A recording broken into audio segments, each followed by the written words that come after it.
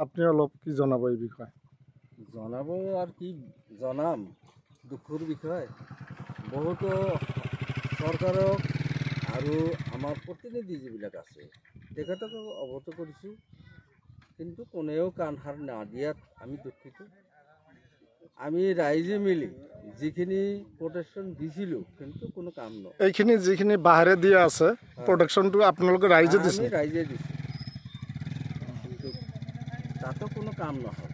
ইয়াত এটা বৃহৎ বান্ধৰ ব্যৱস্থা কৰিবলৈতো চৰকাৰক জনোৱা হৈছে, প্ৰতিনিধিক জনোৱা হৈছে, কিন্তু কোনেও কাণ সাৰ দিয়া নাই। যদি স্থানীয় প্ৰতিনিধি MP বিধায়ক যদি ইয়াত কাণসাৰ নিদিয়ে তেনেহ'লে কি কৰিব? ন এণ্ট্ৰি কৰিব নেকি? ন ভোট ন ৰোড এনেকুৱা যেনে চিষ্টেম আছে? সময়ে কথা ক'ব, স্থানীয় ৰাইজৰ নলওঁ। যদি নহয় তেনেহ'লে আমি বাধ্য হ'ম এইখিনি কৰিব লাগে।